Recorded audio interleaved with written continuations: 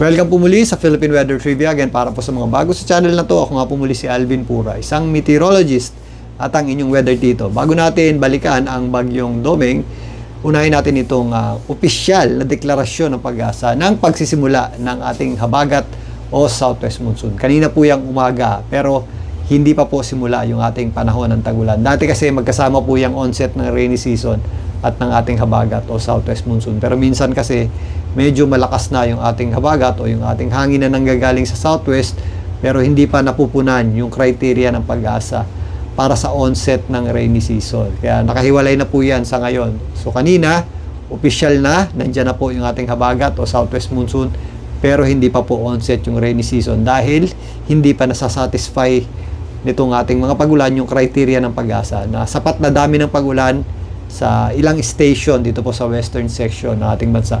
At meron po yung consecutive days na dapat mapunan yung or dapat masatisfy yung bilang ng natatanggap nating ulan.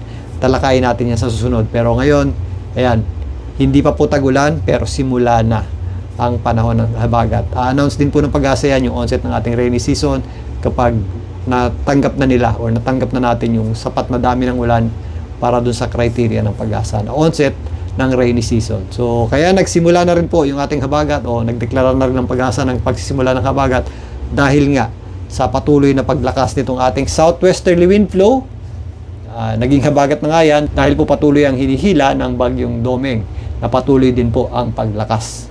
So, unti-unti nga pong lumalakas ito pong bagyong Domeng at nasa typhoon category na ng pag-asa na may taglay na lakas na hangin na nasa 120 kilometers per hour. Malapit sa kanyang gitna at kung minsan may mga pagbugsong umabot sa 150 kilometers per hour. Ito pong bagyong Domeng ay huling namata ng pag-asa sa layong 815 kilometers east ng northern Luzon at yan po ay medyo mataas na at patuloy na kumikilos pahilagang kanluran sa bilis na 20 kilometers per hour. At kung mapapansin nyo dito, isa pong malawak na sirkulasyon itong bagyong si Domeng at medyo malaki rin po yung kanyang gitna or center. And sa ngayon, hindi pa naman sumasabit yung kanyang wind field sa anumang bahagi ng ating bansa. At yan po ay kikilos lamang patungo dito sa southern portion ng Japan. Pero ito pong bagyong Domeng ay patuloy na humihila na ng ating habagat o southwest monsoon as per announcement nga ng pag-asa kaninang umaga. Ito pong ating habagat ay nagdadala ng mga kalat-kalat na pagulan at mga posibleng thunderstorms sa western section ng ating bansa. Kasama po dyan ang Zamboanga Peninsula, Northern Mindanao, maging dito sa Western Visayas. Although nagpapakita naman po yung ating araw, kalat-kalat po yung ating inaasahang pagulan. Ibig sabihin po niyan, bagamat nagpapakita po yung ating araw, anumang oras sa maghapon, posible po tayong makaranas ng pagulan at mga thunderstorms. Ganun din po sa areas ng Palawan, possible din po yung ating mga thunderstorms dyan. Kasama na po dyan itong areas ng Mimaropa nga, o yung natitirang bahagi ng Mimaropa, Calabarzon, including Metro Manila. Yan po yung sa darating na Lunes. Mamaya talakayin natin yan. And itong eastern section ng Central Luzon. Meron din tayong mga posibleng pagulan dyan. At kasabay po ng pag-a-announce ng pag-asa ng pagsisimula ng ating habagat, ibig sabihin po niyan, mas mapapadalas na po yung ating mga pagulan. Lalong-lalo na tuwing hapon at gabi sa kanlurang bahagi ng ating bansa, kasama po dyan ang Metro Manila. Ngayon, silipin natin itong track ng pag-asa para dito sa bagyong si Domeng. Ngayon, narito po ang track ng pag-asa para sa bagyong Domeng. Pinapakita dito na unti-unti pa pong lalakas itong bagyong Domeng, pero hindi na po natin ito inaasahang umabot pa sa super typhoon category dahil medyo malawak nga yung kanyang sirkulasyon. Hindi pa po siya nagkakaroon ng tinatawag nating pinhole eye or yung well-defined eye na characteristics po ng mga naglalakasang bagyo o yung mga super typhoon na bagyo. Yung medyo defined yung eyes. Sa ngayon, bagamat meron center or malawak yung mata nitong bagyong Domeng yan, hindi natin ito inaasahang umabot pa sa super typhoon category habang nasa loob ng ating Philippine Area of Responsibility. Yan po ay walang magiging direktang epekto sa anumang bahagi ng ating bansa at nandito nga lang po yan sa bandang kanto o dito sa gilid ng ating Area of Responsibility at tutungo po dito sa southern portion ng Japan.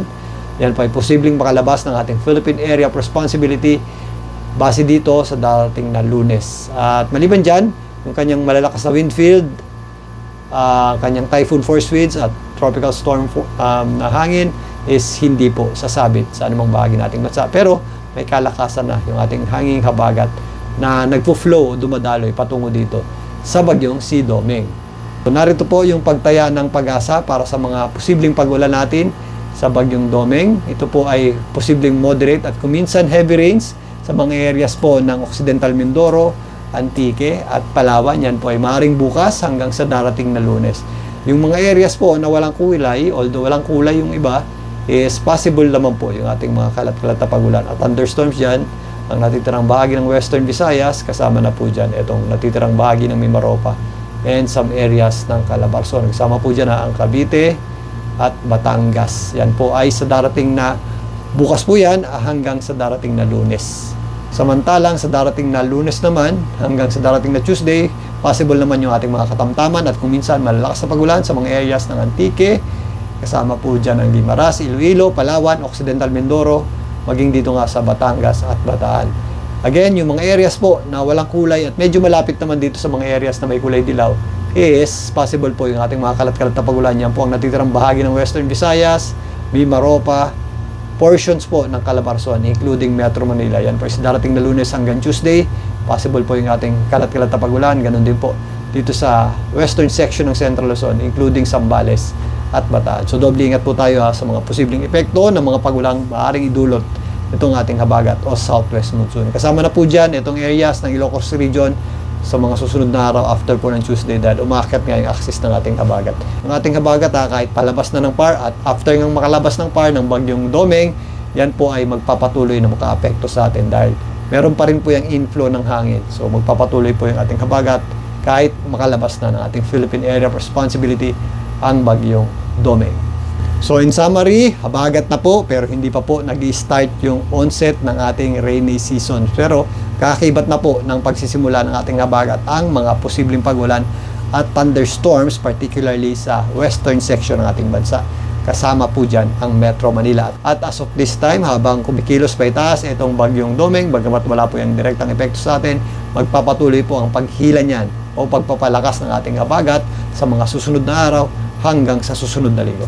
Kaya maghanda at mag-ready pa rin po tayo sa mga posibleng epekto ng mga pag-ulang maaaring idulot ng habagat. Particularly yung mga flash floods, landslides at biglaang pagbaha. Especially sa mga low-lying areas at mabubundok na lugar. Balikan natin bukas ang bagyong Domeng. Muli ito po ang inyong Weather Tito para sa Philippine Weather Trivia. Magandang gabi po.